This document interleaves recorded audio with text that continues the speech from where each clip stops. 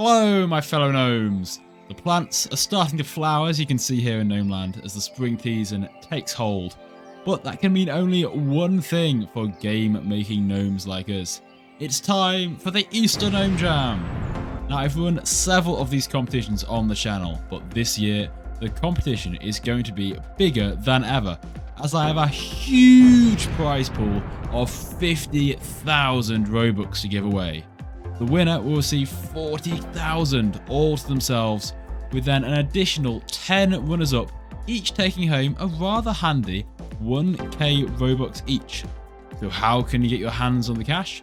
Well, all you have to do is make something, either a game or a showcase build within the limited time frame of the contest. So the competition this year is running from today, the very moment this video goes live, right up until the end of Saturday. So you have exactly 1 week. So what are you going to make? Well, it's up to you. But since this is a GnomeJam, it's not quite that simple. I like to throw in an extra little restriction. Now, previous years, these restrictions have been a little bit cruel. But this year, I'm feeling charitable, and I think it's going to be fun. I've actually provided you with an asset pack. So let's have a look. So here's our jolly little asset pack. Now, you've got a bit of a spring theme going here. Trying to keep it bright, colourful, and cheerful. Now, if you're worried that the asset pack looks a little bit small, which you're right, it certainly is, then you might be pleased to know that you don't have to just be limited to this pack. It's more of to have interactive items in your game, rather than you being restricted to building the entire world using these. Because it's not just a pack to use, there's actually an additional set of rules that apply. So listen carefully. You must select a minimum of 5 items from this pack.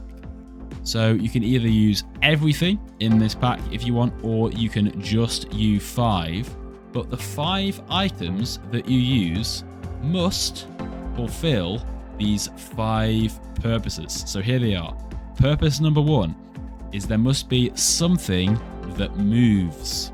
So if you want, you can just go and grab this Jeep, for example, and there you go, you've got a object that moves. Or you could take this football, right, have it unanchored, it will move about. Or you could do something a little bit more fancy. Maybe you want to script this teddy bear to sort of start running about, right? It's really up to you how creative and how much programming you want to do. So that's purpose number 1, something that moves. Purpose number 2 is something that talks. So how could you do this? Well, you could make a dialogue system.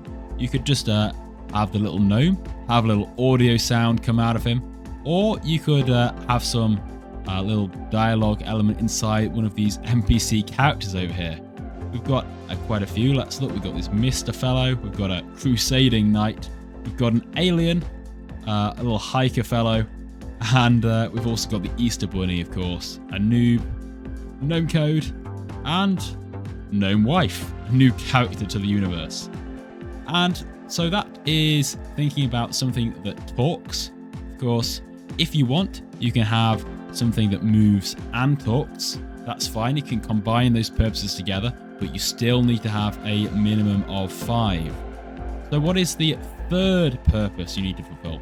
That is something to carry. So this can be a tool. You could take this trowel here, and there you go. You can equip it. You've fulfilled that purpose, or you can make your own tool, or you can have some sort of custom thing that straps to your back. That would be something to carry, something to interact with, right? Some sort of gun you could make from this asset pack. Purpose number 4 is something to wear. Now again, you can make this very easy. You can just go and grab this beautiful blue gnome hat and equip it to a starter player, and there you go. Or you could be a bit more crazy. If you want, you could shrink down this Jeep, and maybe the Jeep becomes a backpack. I don't know what you could come up with. And then item number 5, or purpose number 5, is something to destroy. So this could be a case of maybe you make a game where you have to go and kill the alien. That would fulfill that purpose. Or maybe you have the one duck to rule them all that must be cast into the pit of fire or something. How you interpret these are up to you, but make sure you have at least 5 items and you're fulfilling all 5 purposes. These items can be rescaled, edited, recolored, that sort of thing, but they must still be recognized as the original item. I'll restate again, you can combine them together, so you can have an item that you wear and that you can use to do things with, and maybe it talks to you as well. So you don't have to be 5 separate purposes, but all of those purposes need to be fulfilled within this asset pack. So one more time, you need a minimum of 5 items. Something that moves, something that talks, something to carry, something to wear, and something to destroy. So here is the asset pack. There'll be a link to this down in the description for you to go and grab the free model for this and start playing about.